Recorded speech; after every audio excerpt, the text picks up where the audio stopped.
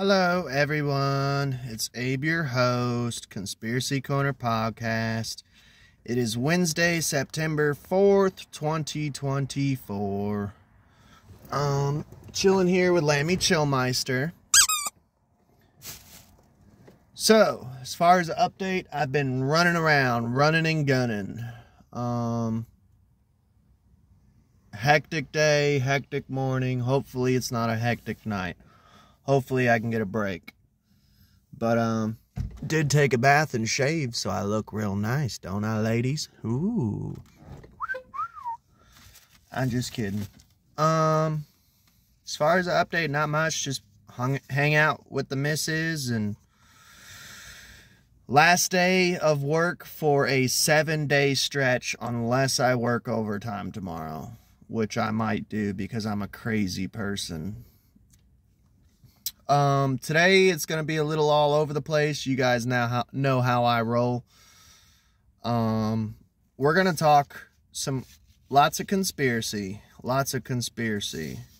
So, I want to talk about Tucker Carlson, and this kind of ties in with the intro in general of, like, podcasts that I've been listening to in general. So, he had on his most recent episode, which was today, is when I got the notification. So today's episode of the Tucker Carlson podcast, Jason Aldean. Now, I wanted to talk about Jason Aldean in general. So, disclaimer, I don't like country music. I think it sounds fucking horrible. I think it's gay. I do like Johnny Cash. Once in a blue moon. I'm talking once in a blue moon. I like George Strait. He did a movie way back when I was a kid. It was one of my favorite movies because I was obsessed with being a cowboy. I used to have a cowboy hat. Used to have a little pop gun. Back when they actually made cool looking pop guns. Like the one I had was literally made of metal. And like smoke would come out and it would pop real loud and shit. Like it was pretty fucking dope. And I had like a belt with the holster. I had the cowboy boots. I had the cowboy hat, the blue jeans, button up shirt. Like I was obsessed with being a cowboy. Even to this day, like, there is still that inner child within me who I'm trying to heal. I still wear cowboy hats and still wear boots, still wear blue jeans. I'll wear a vest every now and then. Like, I still go cowboy mode sometimes. Being a Southern gentleman, being born and raised in Florida, moving to Kentucky, like, I'm still into the whole cowboy shit. But, man, I cannot listen to country, dude. It's like horrible to my eardrums. That and it's just depressing as fuck. Like, I'll never forget, dude. I was in high school and going through a breakup with this girl that I was madly fucking in love with. It was like my first real fucking heartbreak, dude. And they actually say psychologically, like, your first real heartbreak, every girl for the rest of your life you get with ends up looking like that girl. And I think, honestly, that's kind of true. That is one of those things with psychology and shit that I'm like, that one might be true, because every girl that I've been with and the girls I'm attracted to are all pale brunettes. So I'm like, there might be something to that. But during that time, I was working for a company called Minute Mart, which is actually where my wife is working now. She's a store manager at a Minute Mart in Nicholasville. And I got her the job and shit. It was one of my first jobs at 16 years old. And there was a song that was played, I think it was Shania Twain and fucking Kid Rock. And it was that song, I put your picture away, sat down and cried today. Dude, and this song was super popular at the time, and it would play over and over and over. It felt like it was every other song was that fucking song. And I'd sit there and like cry while making pizzas, and I'm like, can we turn this shit off? And then they wonder why I was such a horrible worker. Like, I don't know, maybe because you literally make me cry like 10 times a fucking shift. Like, what's wrong with Abe? Stop playing country, dude.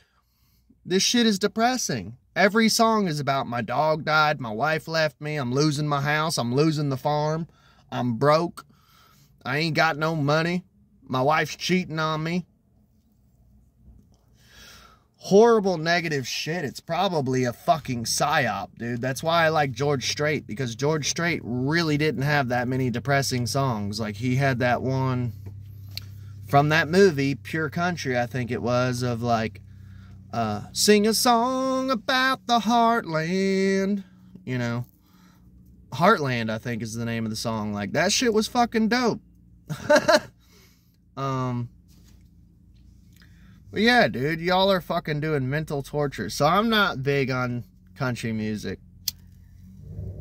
And in the conspiracy community, there was this guy who came out here recently, and the whole conspiracy community was like jacking off and jizzing their pants over this guy. I don't know, he's got like short red hair and a big red beard. And by the way, the song itself, the actual lyrics, as someone who is a lyricist and used to be in a punk rock band, a horror punk band, I have like literally like a stack of poems like and songs this fucking thick, like, and I was the leader of a band, an orchestrator of a band. I wrote all the lyrics. Like, as a musician, the lyrics are actually fucking dope, because it does get into conspiracy. I don't even know the name of the song, but it was something about, he was singing about Epstein Island and north of Dixon, talking about the Dixon-Mason line, the Civil War, these politicians north of Dixon, they're all Illuminati, was the whole concept of the song. I cannot remember the name of the song. Hit me up in the comments if you know. The actual lyrics I like, but the style of the song, I'm like, ugh. People were sending it to me like, oh, you're a conspiracy theorist, you'll love this. And he's like, oh, over the north line of Dixon, oh, you guys touch children, oh, you guys don't understand, you guys want us to eat bugs, like, you guys are Illuminati. Like, I don't know. I'm just like, this shit's gay as fuck. Like, sorry, I'm not big on country, man. But there's a lot of weird stuff around Jason Aldean. For one, and by the way, I'm not saying, first of all, the Vegas shooting was real weird as fuck, man. I remember when it first happened, me and my brother was staying the night, my little brother, and we were watching it live and shit, and we were watching footage of it. It had either just happened like the day before, but I was like, Luke, we're gonna dive into a rabbit hole, and we're gonna watch this footage. I said, and I promise you, this footage is going to disappear and the story's going to change 1,000 times. So me and him sat there smoking weed and drinking beer, like fucking blazed out of our brains, like examining this footage, you know, and writing notes and shit, like, because I think there was a helicopter involved. There was footage that was removed of a helicopter from a taxi cab driver who was recording it. There's shots that were edited of, like, if you look at the original footage, there's like shots, multiple shots going off at once, and then they edited it down to like single shots going off. No shots overriding each other, overlapping, which is fishy as fuck. Which would say that there's multiple shooters and shit. But I don't know. Jason Aldean got fucking tied up with the Vegas shooting. He was on stage at the time. Supposedly, his bass guitarist got a bullet lodged in his bass guitar. Supposedly, his tour bus was shot up. I don't know if his pregnant wife was in there at the time. And by the way, there's a disclaimer I want to say. Like, I'm not saying Jason Aldean is Illuminati. I'm not saying he was in on it. All I'm saying is, why is it always Jason Aldean that's getting brought up surrounding conspiracies, for one? Just crazy events in general. Hang on a second. I got a fan. I'm going to put my fan on. Jason Aldean is a very interesting figure. That's all I'm saying. He has tattoos of literally a jack of spades and a fucking ace of spades on his arm right here. And you'll say, well, why does that matter? Because it's in the Illuminati card game. In the Las Vegas card. And I don't know if you guys know anything about the Illuminati card game, but there's some weird, crazy shit. Supposedly, and I'm going to butcher the story, but supposedly the maker, Steve Jackson's, which I own one of his games, a game called Zombie Dice. Little side trail down the rabbit hole. It's an awesome fucking game. It's a dice game. You're running from zombies. You're shooting zombies. A role-playing game. Really good game. But he also created the Illuminati card game. And apparently there was some sort of hacking going on. He got a bunch of information that he was not supposed to get. And he based his card game around it. The Secret Service, like, kicked in his door, investigating him and shit. We're going to do a whole deep dive episode on it. But a lot of his cards in this card game came true because he had knowledge of what was going to happen. That being said, Jason Aldean has a jack of spade and a ace of spade tattoo on his arm, which matches up with the Illuminati card game of the Las Vegas card, where the Las Vegas shooting happened while Jason Aldean was having a concert. So you gotta admit, that's fucking nuts. Now, you can go, oh, that's coincidence. Is it, though? Is it? So there's some fishiness around Jason Aldean. And I want to, off the top of my head, as an occultist and someone who used to practice cartomancy and practices on a blue moon tarot, I want to give you the definition of what is going on with the Jack of Spades and the Ace of Spades. So, Jack of Spades, because a lot of people don't know this, but the cards in the 52 Devils, which are the regular playing card set, cartomancy. Cartomancy is based off of tarot. It's basically during rule, under Catholic rule, gypsies and stuff, they had to hide that they were doing tarot through the playing card deck. So when you buy a playing card deck, you are buying a generic disguised version of a tarot deck. It's not meant for gambling. Gambling didn't start until people figured out, oh, you could actually play games with these with these cards. And so when the Catholic Church would bust in the doors of a caravan, go watch Hunchback of Notre Dame. It's slightly historical. They would go, oh, we're just playing cards. That's where the term playing cards comes from. And the Catholic Church would be like, so this isn't a tarot deck. It doesn't look like a tarot deck. And they're like, no, it's... And what they would be doing is they would get their door kicked in the middle of a fortune-telling reading. Which this is very accurate to what I'm talking about today. It must be meant to be. And they were saying, yeah, we're just playing a game. And they would go, well, how does the game work? Tell us or else we'll cut your head off or hang you in the street or burn you at the stake, you know. So they would come up with games and show them games like this is how you play. Next thing you know, like Christians are playing cards.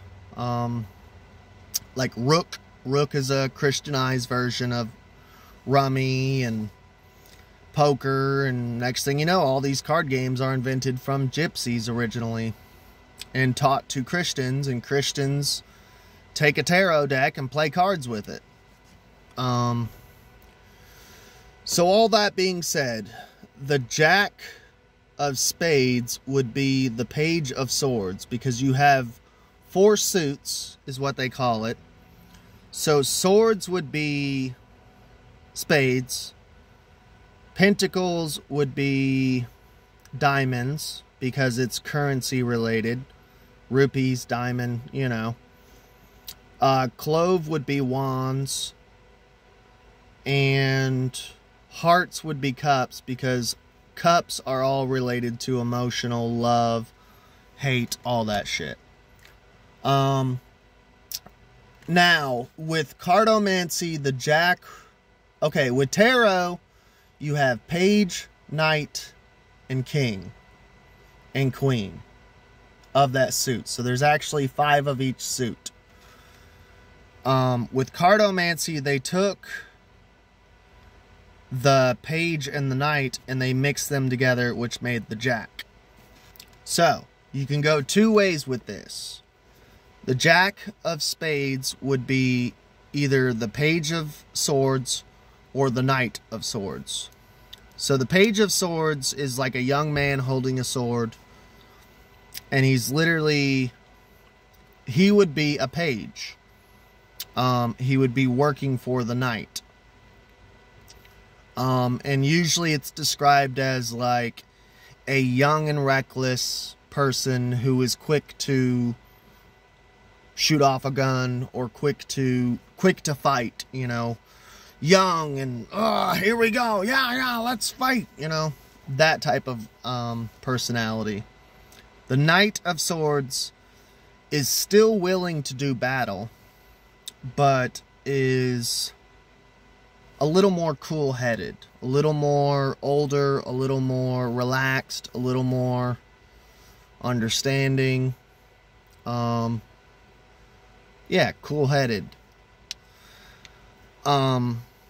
King of Swords would be wisest, military figure. Usually, it represents a military family member, something like that. Ace of Spades. Aces are always good. Even with tarot, aces are always good. Aces, 10s, and 9s are always usually, for the most part, like positive cards. Unless it's like 9 of Swords, 10 of Swords, those are pretty negative. I think that's the only suit that there's like super negative readings off of it. So, let's see, Ace of Swords, which would be like a sword that gets into Excalibur.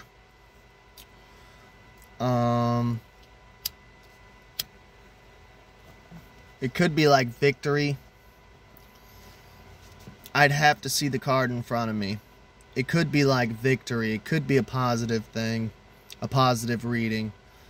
And by the way, I'm an occultist and a fortune teller. I don't have this shit memorized. It's been years. I told you guys about Jack of All Trades, my old company, and when I used to be a fortune teller. It's been almost a decade since I really did it. Like, and memorized it and all that shit. Ace of Swords. Yeah, I don't think that's a bad card. It's not a negative card. So actually reading that card, it would be honestly just kind of like victory, like holding your sword up in victory. That's not a bad card for the Illuminati, the ones who staged the whole event in Vegas. So maybe they were bragging of like, we have victory on this day. And that gets into what happened in Vegas. And I want to give you my thoughts in a conspiracy theory that I heard and could be true. So that's enough with reading cards and Jason Aldean's tattoo. Hang on just a second. So the most recent conspiracy that I heard was, okay, CIA, like we've went over this 1,000 times in the channel, so I'll try to keep it short. We started, funded, and militarized Al-Qaeda. Osama bin Laden was a CIA asset. I covered this in a most previous episode. You could see photos of him back in the 70s wearing bell-bottoms at Disneyland with his family on vacation. They took that dude from a child and turned him into a monster and a scapegoat. And who's to say that was even the same Osama bin Laden that we quote-unquote killed, because that whole death scenario is fucking weird. The helicopter that picked up the body was shot down. Then he had a Muslim funeral, sent off to sea like a Viking for some reason. I'm not an expert on Islam, but is that what you do? You just take a body, don't do an autopsy on it, don't identify it, nothing. Like, you just send it off to sea on a boat? Like, kind of weird. Last time I checked, that was some Nordic Viking paganism. But what do I know? Whole thing was fishy, man. SEAL Team 6, all the people died on the helicopter. And there's some epic story about how this guy killed Osama bin Laden, then this guy said they did, and now they're arguing amongst themselves, and who the fuck killed Osama bin Laden? Was that even the same Osama bin Laden? Because all those VHS tapes that we kept getting sent and viewing on the news look like two different people. One second he's super tan and pale, next second he almost looks like a black man. Like, one second he's super gray, the next second, did he buy hair dye and dye his beard? Like, not even sure that's the same dude. One time he's super skinny with high cheekbones, the next time he's super fat and wealthy and a prince of thieves like Ali Baba, you know? Like, come on, dude. What was I saying though? Oh, there's a lot of fishiness with the Vegas shooting though, man. And the suspicion is that the CIA was meeting up at the hotel to do a gun deal. And that the gun deal went wrong. And the CIA was selling guns to Islamic extremists. The gun deal went wrong. The Islamic extremist realized the gun deal went wrong, busted out and shot out all the windows and started opening fire on the crowd. Like, fuck it, we're going down. For Allah, Allahu Akbar. You know, CIA got the fuck out of there. The Islamists started shooting up the crowd and killed themselves. That's the theory. And people will go, well, CIA wouldn't do that. Sure they would. Operation Fast and Furious, we literally sold guns to the Mexican cartels and then went over and took those guns away. It goes back to that Bill Hicks joke of us arming our enemy and then going over and disarming them as a threat. And Bill Hicks said, well, where's the receipts? Let's look at the receipts. well, we lost those. And then somebody pulls up a receipt and goes, oh, wait, we sold them the guns. And then we took them away. That ties in with this most recent Taliban parade, dude. Like, yeah, you guys are having a Taliban parade. Taliban took back over. First of all, you're welcome for all that machinery and war machines and shit. Second off, you know we're going to come back over there and disarm you again. We've done this 1,000 times before. Operation Fast and Furious, starting, arming, and training the Taliban. ISIS, we were behind ISIS, CIA, and Mossad. Like, come on, dude. And then bin Salman was over there and got evacuated from a helicopter under Trump's orders and shit. I don't know. I don't trust anyone. I don't trust Trump. I don't trust bin Salman. I don't know what the fuck's going on. I'm not saying they're good guys. I'm not saying they're bad guys. The QAnon community loves bin Salman and they love Donald Trump.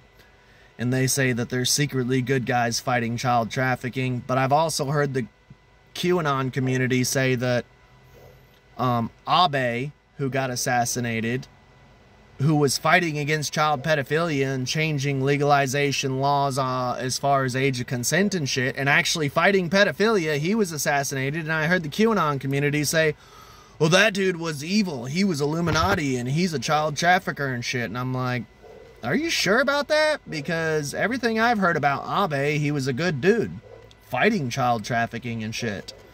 And pedophilia. So, I don't trust anything that comes out of QAnon's mouth, dude. Let's see. This episode stretched out longer than I thought it would. I don't know, man. I guess I'm a little fired up. And we went deep down the rabbit hole today. But, and I've never actually did an episode on the Vegas shooting and my thoughts on it. Another weird thing was, like, the guy who's supposedly the gambling addict, I forget his fucking name. It was something that the meaning of his name was, like, corral the sheep into the slaughter. What the fuck was his name? Literally his name translated to corral. To corral cattle to the slaughter.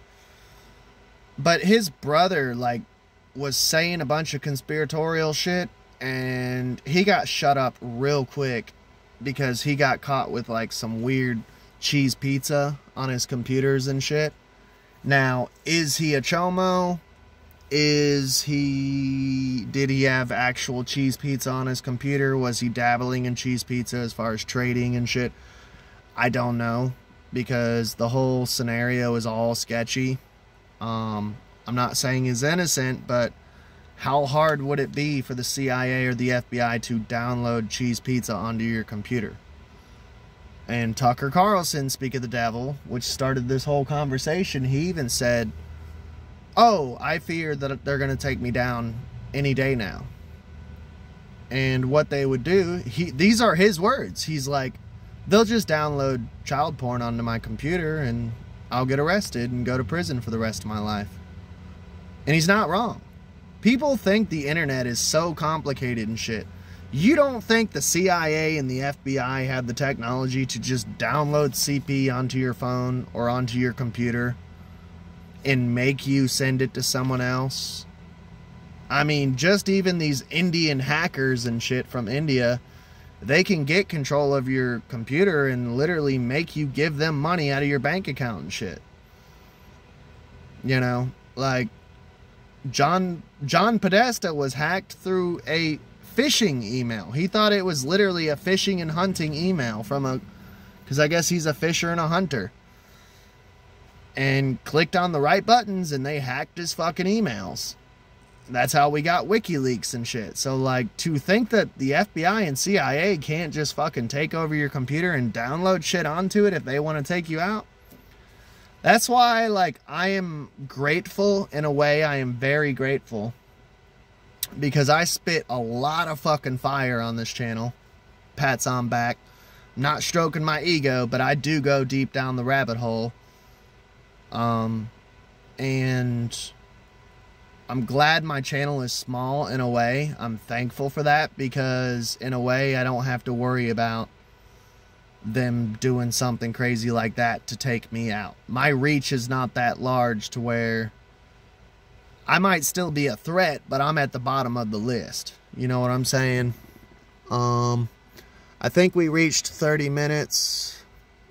I'm gonna wrap it up there. I love you all. I hope you got something out of this episode. Y'all have a good day.